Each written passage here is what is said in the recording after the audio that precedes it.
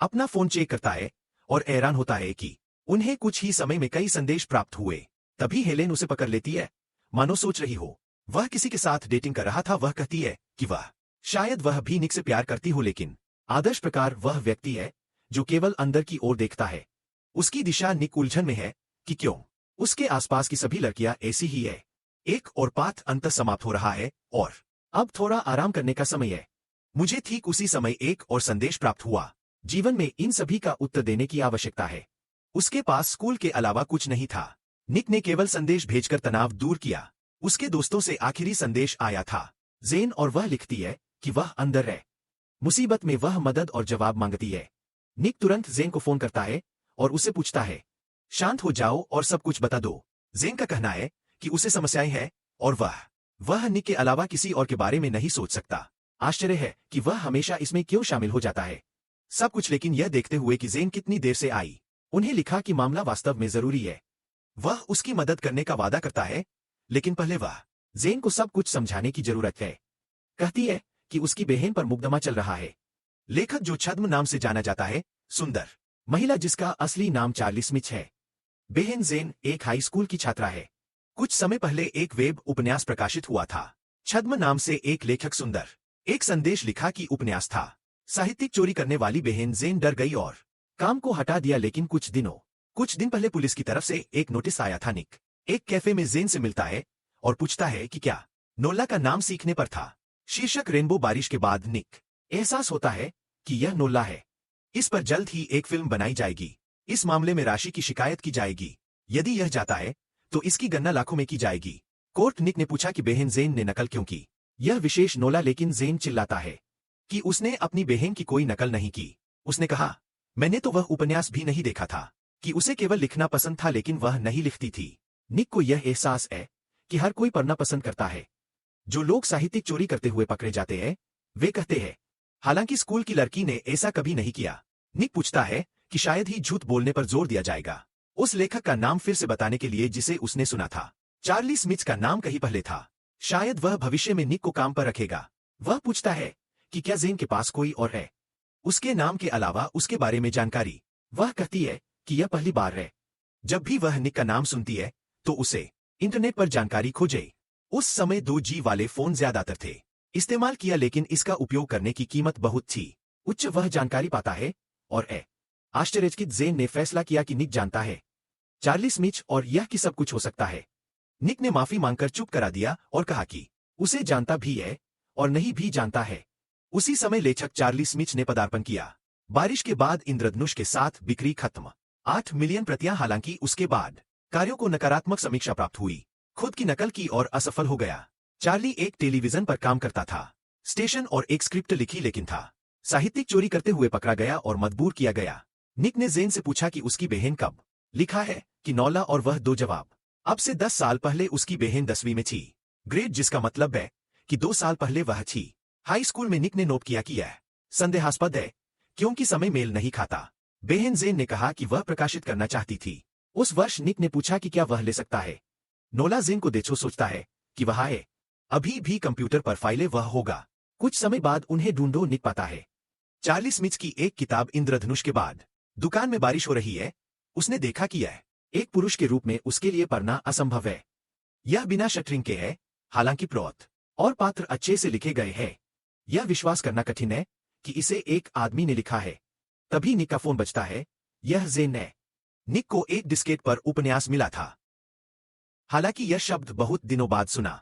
भविष्य में भी कुछ पुराने वकील अभी भी फ्लॉपी डिस्क का उपयोग होगा। शाम को निक जेन के घर आता है। वह अपनी बहन सुसान से मिलता है। जेन उसे दिखाती है कंप्यूटर जहां है। वहां पता चला कि यह पुराना है और लोड होने में लगभग 5 मिनट लगते हैं।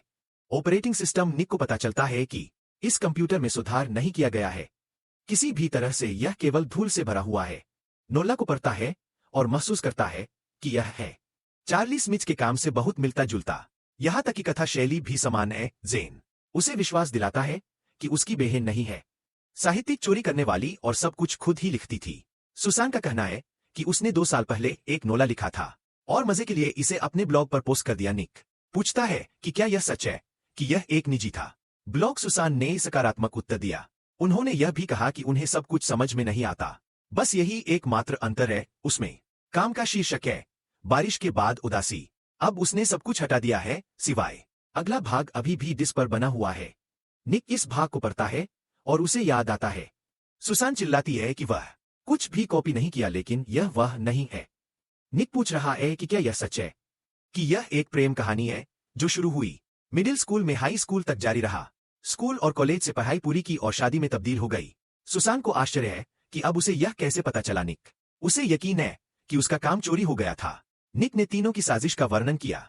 चार्ली स्मिथ की किताबें जो आएंगी भविष्य में, उसे यह बात याद रही क्योंकि वे पुस्तकें बहुत सक्रिय रूप से होंगी। विज्ञापित सुसान के काम की नकल की गई। किसी ने उसकी जानकारी के बिना ही उसे मार डाला, जैसा कि उनका अपना कुछ वेबसाइट पर प्रकाशित हुआ है लेखकों के लिए, और प्रसिद्ध हो गया। प्रसिद्ध होने के बाद उन्होंने एक अनुबंध पर हस्ताक्षर किए। एक प्रकाशन गृह सुसान भी नहीं था। लेखकों के लिए वेबसाइटों के बारे में सुनाए। निक बताते हैं कि कुछ विशेष वेबसाइटें हैं जहां महत्वाकांक्षी लेखक अपनी रचनाएं प्रकाशित करते हैं। काम वह कहता है कि सब कुछ मिल गया है। बहुत उत्साहित हूं कि एक फिल्म रिलीज होगी जल्द ही। समस्या यह है कि चार्ली स्मिथ जानता है कि उसका काम साहित्यिक चोरी है, इसलिए यदि असली लेखक सामने आता है, वह सब कुछ जो कुछ हासिल हुआ है वह बर्बाद हो जाएगा और उसे बड़ी रकम चुकाने के लिए मजबूर होना पड़ेगा। दंड चार्ली पाने का फैसला किया। पुस्तक का कॉपीराइट और सबसे अधिक कॉपीराइट प्राप्त करने का प्रभावी तरीका है इसे असली लेखक से दूर ले जाओ। उसने सुसान पर मुकदमा क्यों किया और उसकी पहली चेतावनी क्या थी? उसे मूल को हटाने के लिए कहा गया था। वेब से निक समझता है कि उसका बहने चाहती है कि वह उनकी मदद करे, लेकिन वह नहीं चाहता। उसके पास समय नहीं है। हालांकि वह अभी भी सुसान से सहमत है और चार्ली एक ही उम्र के है। यह असंभव है जो एक स्कूली लड़के ने सोचा होगा। यह सब अपने आप ही इसका मतलब है कि उसके पीछे कोई है, कोई वकील है। सुजैन में पर आपराधिक आरोप लगाए गए। साहित्यिक चोरी, लेकिन चुपचाप बैठकर वह उसका कॉपीराइट खत्म हो जाएगा। जेन पूछती है क्यों यह अब चार्ली के बाद से हो रहा है। किताब पिछले साल आई थी। यह एक श्रृंखला है। इंद्रधनुष पर और भी किताबें बनाने की योजना है। बारिश के बाद जीवन के बारे में एक कहानी है। हाई स्कूल में इसे ब्लूज से कॉपी किया गया था। बारिश के बाद निक का मानना है कि सुसान अगला भाग लिखना बंद कर दिया क्योंकि उसके पास अनुभव की कमी थी। वह इस बात की पुष्टि करती है यह उसके लिए बहुत कठिन था, इसलिए उसने चार्ली रुक गया और उसका इंतजार करने लगा। अगले भाग लिखे क्योंकि उसे जरूरत थी। अगली कड़ी प्रकाशित करने के लिए सुसान पूछती है कि क्या वह उस पर मुकदमा कर दिया क्योंकि उसने कोई लेख नहीं लिखा था। अगली कड़ी ऐसा लग रहा था जिसे यह लगभग थी। 2 साल बाद चार्ली ने फैसला किया कि सुसान अगर कुछ और जारी नहीं होगा, पुस्तक का असली लेखक अचानक प्रकट होता है। चार्ली को हर चीज में परेशानी होगी। आखिरकार यह योजना उसके वकील द्वारा बनाई गई थी। ऐसे कई वकील हैं जो असली अपराधियों पर वे अपने ही लोगों पर मुकदमा चलाएंगे। माता पिता अगर आप उन्हें पैसे देते हैं, जेन उन्हें भी एक वकील नियुक्त करने की आवश्यकता है। लेकिन निक कहते हैं कि इसका कोई फायदा नहीं है, कोई रास्ता नहीं है। एक वकील के साथ भी जीतने के लिए पहले वह पुलिस को बुलाओ तो पता चलता है कि मुकदमा लेखक द्वारा दायर नहीं किया गया था। यह स्वयं लेखक द्वारा दायर किया गया था। कानूनी प्रतिनिधि चे रुचि कानून फर्म वे सबसे बड़े कानून में से एक है। कोरिया में बहुत बड़ी धनराशि वाली फर्में और वे खामियों का उपयोग करने के लिए प्रसिद्ध है। अपराधियों से बचने के लिए कानून। क्या उनके ग्राहक पिछले मामले की तरह थे? दान और इस तरह के एक मामले के लिए आप सैकड़ों हजारों डॉलर मिल सकते हैं। लेकिन अगर निक इसके लिए पैसे मांगता है तो वह कहते हैं कि उन्हें अपराधी बनना ही होगा। वापस लड़ो और पूछता है कि क्या बहनों ने ऐसा करने का संकल्प वे करने के लिए तैयार है। जो भी करना पड़े करो। निक को नहीं पता अब क्या करे, वह उन्हें छोड़ नहीं सकता। कुछ समय बाद उसकी मुलाकात जेन से होती है। फिर से एक कैफे में और देखता है सुसान के खिलाफ क्लियर द्वारा दायर मुकदमा। क्रीक कंपनी, जहां तक उन्हें याद है, फिल्म ने जबरदस्त सफलता हासिल की। बॉक्स ऑफिस और लेखक को प्राप्त हुआ अनेक $1,00,000। जेन को चिंता है कि वे है निक को उसकी पढ़ाई से विचलित करना, लेकिन निक ने जोर देकर कहा कि वह पहले ही सीख चुका है। उसे जो कुछ भी चाहिए वह सब उसके पास है। किसी भी मामले में उत्कृष्ट ग्रेड। जेन पूछता है अगर वे उस कंपनी को बुला सकें जो इसे चलाती है, ब्लॉग और उन्हें पुनर्स्थापित करने के लिए कहें। कहानी है कि सुसान हटा दिया। निक कहते हैं कि यदि लेखक ने स्वयं अपनी पोस्ट हटा दी हो और फिर एक निश्चित समयावधि बीत गई, कंपनी भी सब कुछ मिटा देती है।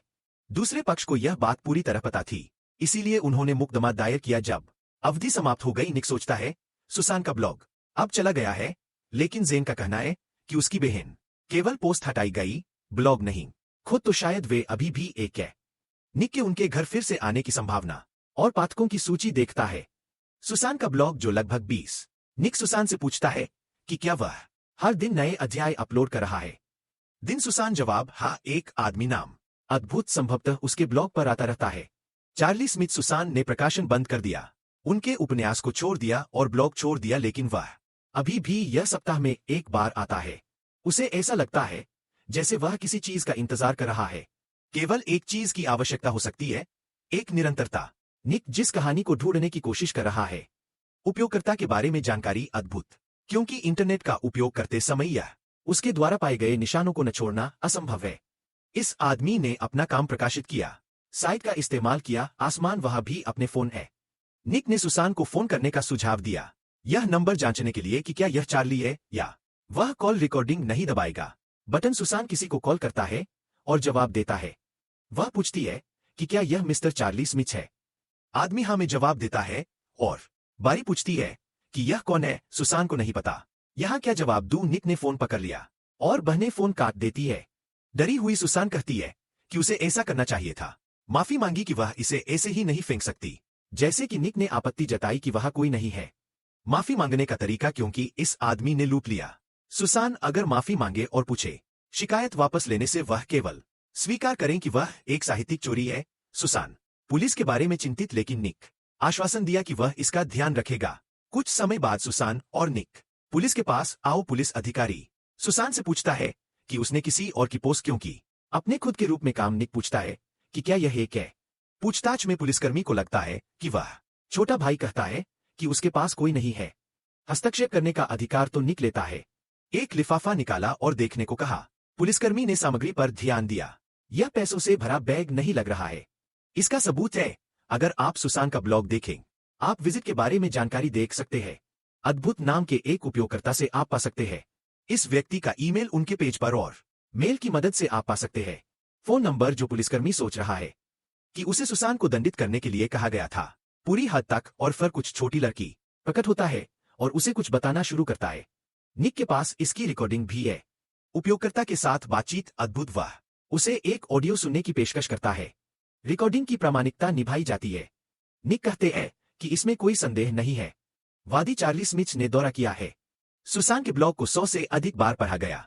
पिछले 2 वर्षों के अनुसार आपराधिक कृत्य के विरुद्ध अपील करने का कानून। पीड़ित के अनुरोध पर उसे एक मामला दर्ज करना पड़ा, शिकायत जानने के 6 महीने के भीतर। इसके बाद साहित्यिक चोरी के तथ्य के बारे में इस अवधि में शिकायत दर्ज करना असंभव है। उपलब्ध कराए गए साक्ष्य के आधार पर शिकायत दर्ज करने की समय सीमा समाप्त हो गई है। यह मामला पहले ही पारित हो चुका है, इसलिए इस पर विचार किया जाना चाहिए। पुलिस अधिकारी का कहना है कि उसने बंद कर दिया। निक की राय को ध्यान में रखा गया, लेकिन निक उनका कहना है कि यह उनकी राय नहीं है बल्कि गणराज्य का संविधान। कोरिया पुलिसकर्मी उलझन में है। निक उसे विश्वास है कि वह गलती से वह पंजीकरण के लिए जो सबूत मांगता है उसे खो देता है। उन्हें और यहाँ तक कि प्रत्येक को एक नंबर भी दें ताकि पुलिसकर्मी का कुछ भी नुकसान न हो। वह खुद से हैरान है कि निक को यह कैसे पता है और कहा कि वह एक रिपोर्ट तैयार करेंगे। निक ने पूछा कि अगर मामला नहीं खोला गया था, उनका सुझाव है कि सुसान को छोड़ दो क्योंकि उन्हें कोई अधिकार नहीं है। उससे सवाल तो दूर, मामला भी नहीं सुलझाया गया। पुलिसकर्मी को मजबूरन खोलना पड़ा।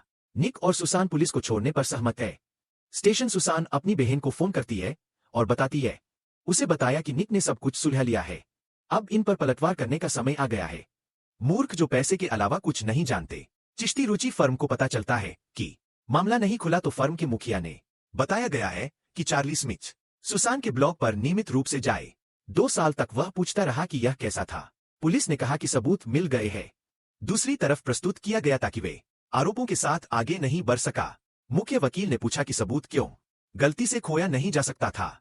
जब उसे पता चलता है कि दूसरा पक्ष पंजीकरण संलग्न करने पर जोर दिया, नंबर वह महसूस करता है कि सुसान है कोई ऐसा व्यक्ति जो कानून को समझता हो, सलाहकार या ऐसा कुछ। एक अन्य वकील ने बताया कि सलाहकार एक हाई स्कूल के छात्र की तरह दिखता है। फर्म का प्रमुख यह दर्शाता है कि यदि यह व्यक्ति वास्तव में कानून को समझता है, वह नहीं जानता कि वे कौन है। एक अलग रणनीति चुनने का सुझाव देता है। सुसान से कॉपीराइट छीन लेना। चार्ली स्मिथ ने शुरू में स्वीकार किया था कि वह, हालांकि उसकी मां ने नोल्ला की नकल की थी, उसे चुप रहने को कहा और कहा कि वकील इस मामले को सुलझा लेंगे। वकील एक बहुत ही लाभदायक व्यवसाय है। आश्वासन दिया कि वे सब कुछ सुलझा लेंगे। और रिपोर्ट है कि उनकी लागत सेवाओं की संख्या 300 मिलियन एक है, जो कि लगभग कंपनी के प्रमुख ने $2,15,000 का अनुमान लगाया। चार्ली ने बहुत सारे निशान छोड़े थे।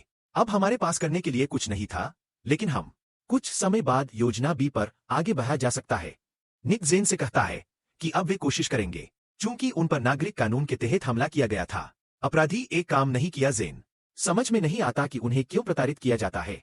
इतना तो यह 1 अरब ए की वजह से है, जो चार्ली ने बेचकर कमाया था। पुस्तक को उन्होंने अपना बताकर प्रस्तुत किया। यदि वह सुसान से कॉपीराइट वापस नहीं मिल सकता, उसे भारी मात्रा में भुगतान करना होगा, मुआवजा, और वह शायद ही चाहे। ऐसा करने के लिए इस बार हमें जरूरत है। इस मामले में पहले हमला होगा। उनकी ओर से अधिक नुकसान की आवश्यकता है। निक का अनुमान है कि अगर वे सफल होने पर उन्हें निलंबित करने के लिए मजबूर किया जाएगा, पुस्तकों का प्रकाशन और फिल्म का निर्माण, और फिर वे केवल बातचीत करने की कोशिश करनी होगी उन्हें, और यह बहुत लाभदायक है। निक पहले एक अस्थायी निरोधक दायर किया, फिल्म निर्माण के खिलाफ आदेश, कॉपीराइट का उल्लंघन करने वाली पुस्तक पर आधारित, जैसा कि उन्होंने उत्पादन के साथ किया था। फर्म के मुख्य वकील की पुस्तकें। चिश्ती ऋषि हैरान है कि यह कौन है। सुसान के अधिकारों के रक्षक है, क्योंकि वे सब कुछ सुलझाना चाहता था। मुआवजा। एक अन्य वकील ने नोट किया कि उसके कार्यों को देखते हुए लगता है कि वह कानूनी पेशे में लंबे समय तक कंपनी के प्रमुख ने यह पता लगाने की मांग की है कि कौन उनके पीछे है। वह कहता है कि पहले हम इस बीच इस हमले को पीछे हटाने की जरूरत है। निक सुसान को कपड़े बदलने का सुझाव दिया, जिसे वह पहनना नहीं चाहती क्योंकि वे गंदे हैं और बदबू आती है। सुसान पूछती है अगर उसे इसे पहनना है, तो निक जोर देता है कि वह कहते हैं कि वे हमला करेंगे। मनोवैज्ञानिक हमला दूसरे पक्ष द्वारा किया जाएगा। जितना जल्दी हो सके सब कुछ खत्म करने की कोशिश करें। तो अब हमें कुछ शोर मचाने की जरूरत है। सभी लोग मनोरंजन की मांग करते हैं और अगला पल कभी नहीं आएगा। वे सभी कनेक्शनों का उपयोग करने की कोशिश करेंगे। उन्हें इसे जल्द से जल्द करना होगा। संभव है, लेकिन निक और बहनें नहीं। उनके पास से कनेक्शन है, लेकिन रणनीति यह है कि उनके पास रिश्वत देने के लिए पैसे नहीं है। लोग इसे अलग तरीके से करेंगे। उन्हें बस किसी वयस की जरूरत है। सुसान पूछती है अगर यही कारण है कि उसे पहनना चाहिए। इन कपड़ों के बारे में निक कहते हैं कि ये सब राजनेता वित्तीय संपत्ति के मालिक है। औद्योगिक कंपनियां अदालत जाने की कोशिश कर रही है। जितना संभव हो उतना दुखी दिखो। वह सुसान को स्क्रिप्ट देखने का सुझाव दिया। वकील अपने लिए लिखते हैं। अदालत में उनकी उपस्थिति। सुसान पूछती है कि क्या निक उसकी जगह जा सकता है। निक ने उसे अभी तक लाइसेंस नहीं मिला है, इसलिए वह आधिकारिक तौर पर अदालत में उसकी मदद नहीं कर सकता। सुसान चाहती है कि वह जो स्क्रिप्ट लेकर आए उसे पढ़े। एक गरीब परिवार से है और काम किया है। भोजन के लिए, पैसे कमाने के लिए विभिन्न नौकरियां की, लेकिन इसके बावजूद वह वास्तव में बनना चाहती है एक लेखिका। सुसान ने आपत्ति जताई कि वह चाहती है नर्स बन जाओ और उनका परिवार न रहे। बहुत अमीर है, लेकिन इतना भी नहीं कि उसे जरूरत हो। निक कहते हैं कि दूसरे लोग काम नहीं करते। वे सुसान के बारे में एक कहानी चाहते हैं। उसे अपना पेपर लिखने में बहुत कष्ट हुआ। कहते हैं कि निक को ही बनना चाहिए एक लेखक जो उसके बारे में निश्चित नहीं है। निक साक्षात्कार जारी होने के बाद दर्शकों की राय विभाजित थी। कुछ लोगों को उस लड़की पर तरस आया, जबकि दूसरों ने कहा कि इसका कोई सबूत नहीं है। साहित्यिक चोरी के बारे में निक का मानना है कि एकमात्र उपलब्ध साक्ष्य यह है कि मूल फाइल अभी भी ऐसे लोग हैं जो चार्ली स्मिथ पर। बाद में निक का विश्वास अधिक। एक कैफे में जेन से मुलाकात होती है, जो कहती है कि नहीं, वकील निक का केस लेना चाहता है। अब उसे समझ नहीं आ रहा कि क्या करे, और मीडिया की प्रतिक्रिया भी ऐसी ही है, इसलिए वह नहीं है। आधिकारिक तौर पर एक वकील तो वह नहीं कर सकता। जेन के कहने पर किसी भी तरह से सुसान का प्रतिनिधित्व करें। उसकी बहन खुद का प्रतिनिधित्व कर सकती है। निक उन्हें लगता है कि यह बेकार है। उन्हें एक वकील की जरूरत है। वह अपने आप से सोचता है कि उसने सब कुछ तैयार है, उसे बस जरूरत है किसी ऐसे व्यक्ति को खोजो जो इसे अदालत में पढ़ेगा। तभी निक को एक वकील का फोन आता है। वह फर्म जिसने टेरान में उनकी मदद की। समूह मामले में उसने सुना कि निक व्यस्त था अभी कुछ के साथ। वकील रिपोर्ट है कि टेरान के अध्यक्ष समूह निक पर कड़ी नजर रख रहा है। वह स्वीकार करता है कि वह एक मृत अंत तक पहुंच गया है। कॉपीराइट मामले। निक पूछता है वकील अगर कुछ दबाव डाल सकता है। थैन समूह की ओर से न्यायाधीश। वकील का कहना है कि उनका इस्तेमाल एक के रूप में किया जा सकता है। शील्ड क्लीन क्रीक पूरी तरह से बन गया है। अभिमानी। वह पूछता है कि क्या कोई और मदद दे। निक पूछता है कि क्या उनके पास कोई है। उपलब्ध वकीलों में एक नौसिखिया है। जैसा कि वकील निक ने कहा है कि वह उसके पास ज्यादा अनुभव नहीं है, इसलिए वह निक पर बारीकी से नजर रखने की जरूरत है। सब कुछ समझ गया। हालांकि युवा वकीलों ने परीक्षा उत्तीर्ण की और उन्हें एक पुरस्कार मिला। लाइसेंस उनके पास अनुभव की कमी थी, इसलिए उनके वरिष्ठ अधिकारियों ने उन्हें केवल छोटे छोटे मामले दिए और इस वजह से वे बहुत आगे बढ़ गए। धीरे धीरे और ज्यादा अनुभव प्राप्त नहीं हुआ। एक युवा वकील निक से मिलने आता है। नाम मैरी है। यह उसका पहला मामला है। निक उसने देखा कि मैरी बहुत घबराई हुई है। पूछती है कि उसे मामले के बारे में क्या बताया गया। मैरी ने जवाब दिया कि चूंकि यह एक मामला है, कई सौ में से इसे खराब नहीं किया जा सकता और उनकी निगरानी भी की जा रही है। ट्यून समूह निक दर्शाता है कि उसके सभी सहकर्मी अब मामलों में लगे हुए हैं, कई हजार, और वह भी। यह उनकी पहली स्वतंत्र मामला और इसके अलावा तन समूह है। इसमें शामिल उन्होंने सुझाव दिया कि मैरी जैसा वह कहे वैसा करो और स्विच करो। उसके साथ अनौपचारिक संबंध रखें क्योंकि वह एक हाई स्कूल की छात्रा। मैरी को संदेह है खुद चाहे वह सफल हो जाएगा, लेकिन बाहर वह जोर से कहती है कि वह मैरी का उत्तराधिकारी बनेगी। पूछती है कि उसे क्या और कब करना चाहिए। कुछ ही दिनों में मुकदमा शुरू हो जाएगा। बचाव पक्ष के वकील मैरी को देखते हैं और एहसास है कि वह एक नौसिखिया है। जज सुनवाई के दौरान शांति बनाए रखने का अनुरोध। कॉपीराइट और क्षति का मामला शुरू। निक अदालत में मौजूद होने पर वह देखता है कि कैसे मैरी घबराई हुई है और उसकी मदद करने के लिए तैयार है। मैरी ने एक सुनने वाला उपकरण छुपा रखा है उसके बाल, ताकि वह निक सुन सके। वे अच्छी तरह से तैयार है और निक को विश्वास है कि वे अब प्रतिवादी को कुचल देंगे। पक्ष पहले गवाह को मुखिया कहता है। प्रकाशन गृह जहां इंद्रधनुष के बाद बारिश छपी थी, उसे नौकरी मिल गई ऑनलाइन। और पहले सोचा कि लेखक एक लड़की थी। जब वह बहुत हैरान था, लेखक से मुलाकात हुई क्योंकि वह एक आदमी। प्रकाशक ने नहीं सोचा था कि पुरुष वह इतनी कामुकता से लिख सकता था कि उसे वास्तव में पसंद था। नोला, क्योंकि इसे पढ़ने से आप कर सकते हैं एक बार फिर से उस एहसास का अनुभव करें, छोटी उम्र में होने वाला पहला प्यार।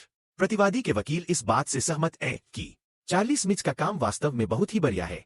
उच्च गुणवत्ता। निक एक संचार है अपनी आस्तीन में डिवाइस रखता है और वह फुसफुसाता है।